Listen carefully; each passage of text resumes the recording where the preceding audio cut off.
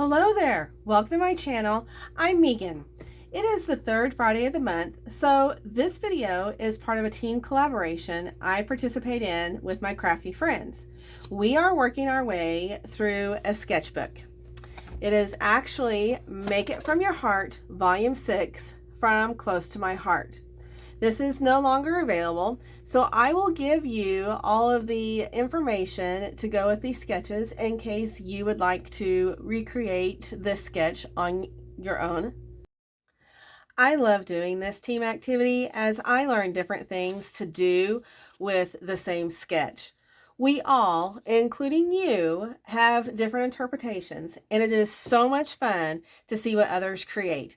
I will share the links of my crafty friends below so that you can see what they did too. We are working on pattern 15. And so here are some example layouts. I am also going to do a fall themed design here. Now I did a little bit of some stash busting, and so the first thing that I did, this is from my stash. I've had this paper for a number of years, so I'm not for sure. It's from the Paper Studio. Textured Fall Polka is what it is called. And then this, I'm going to use this paper for my background, and I don't know what company or where it's from. Again, I've had it for a number of years. So, and then this and these two colors here are from Stampin' Up's Autumn to Remember scrapbooking workshop. And so it is the Cajun Craze, or no, it's Cajun. This one is Cajun Craze. And then this is the Crushed Curry. And this is Old Olive. I am still working on trying to remember all of the names and get the colors and everything matched up. So, but those are the three colors that, again, I chose out of the Scrapbooking Workshop Autumn to Remember. The pictures that I'm going to document on this 2-page layout is from a recent trip that I took with my family to the KC Wine Company Vineyard and Winery Pumpkin Patch. I took over 80 pictures, and so I had to narrow them down. Initially, I got them narrowed down to 17, and then I had to narrow them down. This sketch calls for 6 pictures, and I did narrow them down to 6. There's 3 4x4 pictures, and then 3 3x4 pictures. So if I want to go back and add some more pictures in, I can, and I can use some flip-flaps or something else, but I thought that today I would try and stick to following the sketch with the number of pictures that the sketch suggests. So this tan piece of paper is going to be my background piece of paper, and the measurements for it is 11 3/4 by 11 1/2 on both sides of the layout. I love going to pumpkin patches, and I loved it when the boys were younger. I loved to see the joy on their faces while they were playing and going on hay rides and searching for that just right pumpkin out in the field. I absolutely love that my boys and their girlfriends will still go with me to different pumpkin patches so that we can make more memories. I'm always on the lookout for some new and different places to go. So this was our first trip to the KC Wine Company Vineyard and Winery, the KC Pumpkin Patch, and it did not disappoint. Now, as I was laying down this piece here, I realized that I still needed some of this olive green, and I really don't have very much in my stock here. So what I did is I looked at my measurements, and I needed a 2 by 3 1/4 and a 2 by 2 1/2. And so I'm not really good at gutting things out here, and so I usually don't gut, but I was able to take the tan back off. It hadn't really set yet. I used this Tombow mono dots adhesive, and so I came in and I got my measurements. I got my ruler out, and I also used this Versamat ruler to help me out. So I have the 2 inches of width here, and then I have my 3 3/4, I mean, and then the 2 1/2. So I'm going to go ahead and cut this out and then put my brown paper back down. Now this pattern paper is going to go in the middle of the layout. So I'm cutting the side that will be on the left hand side 6 1/4 by 10 1/2. And then for the right hand side, it's going to be 2 1/2 by 10 1/2. There was loads of activities to do at this pumpkin patch, both for all ages. I was amazed at all the photo opportunity spots that were there, and I am ever so grateful that my boys had the patience to stop and pose at all those different stops for me. There was about 17 different spots that I had them stop and take pictures at. Now what I've cut here, it's all 1 1/2 inches in width, and then I've got 3 1/4 for 2 pieces and 2 1/2 for 2 pieces. And then this yellow that I'm cutting here, the width for all the pieces is 2 inches wide, and then for one piece it's 3 1/4 inches long. Well, actually that's 2 pieces, and then the other 2 pieces are 2 1/2 inches long. One of the things that this pumpkin patch had I haven't seen before is they had apple blasters where you put apples into like big, huge, giant slingshots and then shot them off at the targets across the field. That was really cool.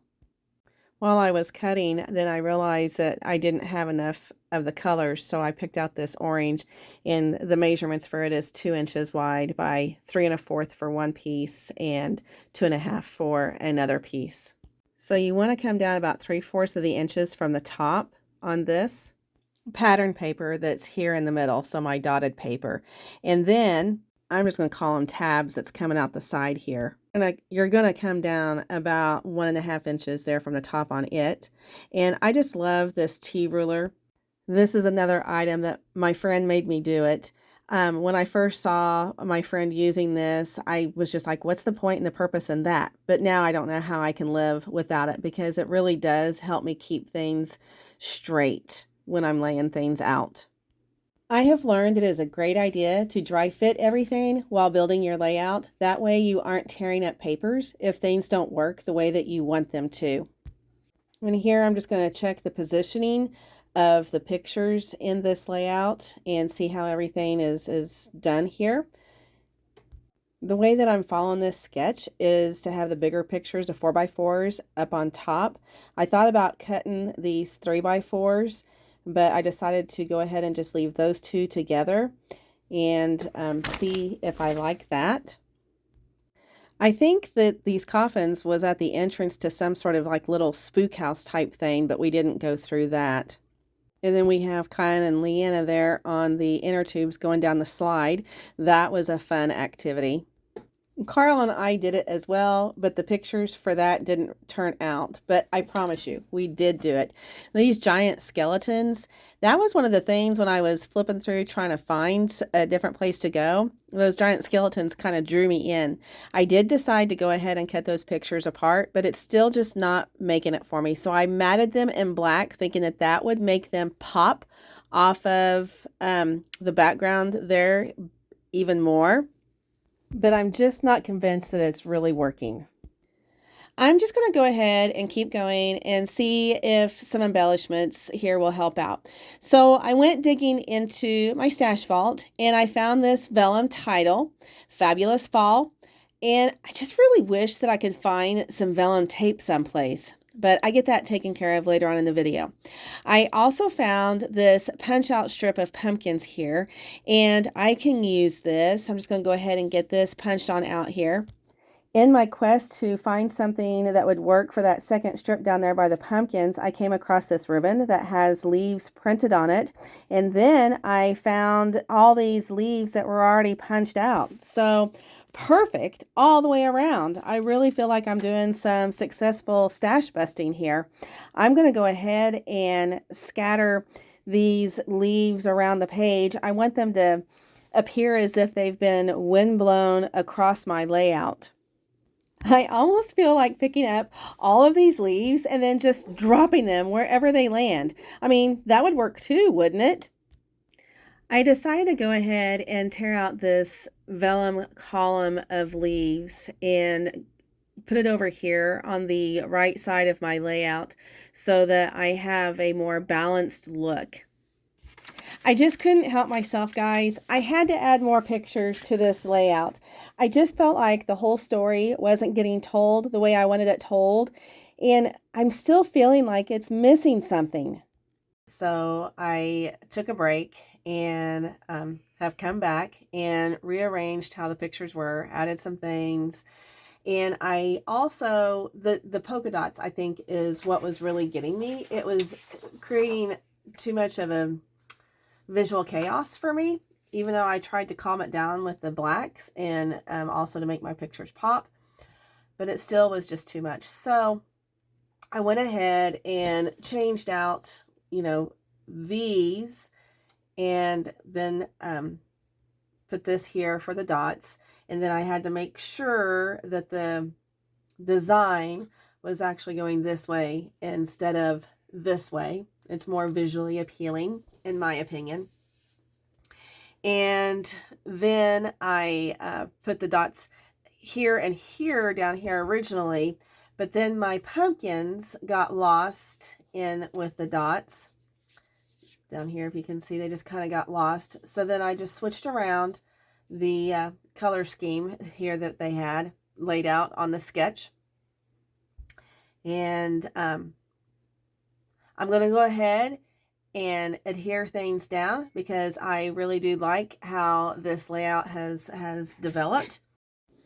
I added some black cardstock behind the ribbon. I feel that it makes the ribbon stand out a bit more. Plus, it gives more balance to the rest of the black that is in the layout. I'm gluing my pictures 1/8 of an inch apart from each other, and I am putting my little pumpkin cluster up there in the top right hand corner. After putting down the vellum leaf column, I don't have the room for it down there at the bottom anymore, and it can sit right there on top of the pictures.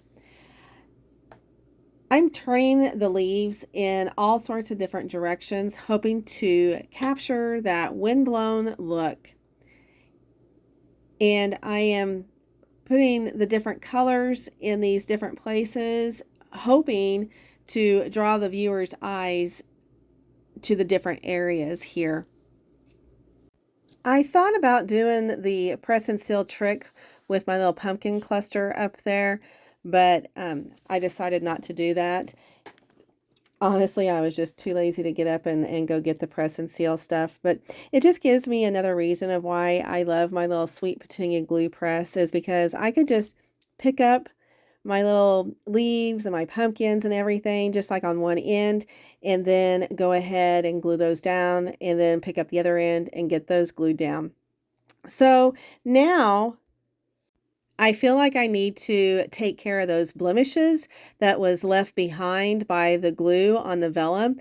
So I got out 3 different little adhesive back dots, and I decided immediately not to use the basic gray. And then I ruled out the gold texture adhesive dots and chose the Druzy adhesive backed embellishments.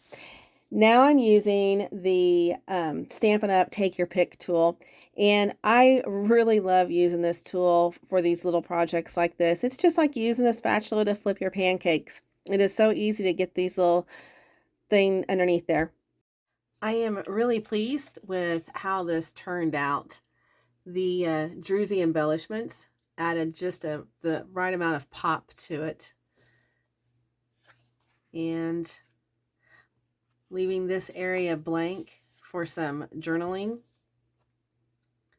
And then this picture right here is a really special picture because when Casey was about 2 or 3 years old and Kylan was probably 4 or 5 years old and we went to Silver Dollar City, we took this picture of them in this chair at Silver Dollar City and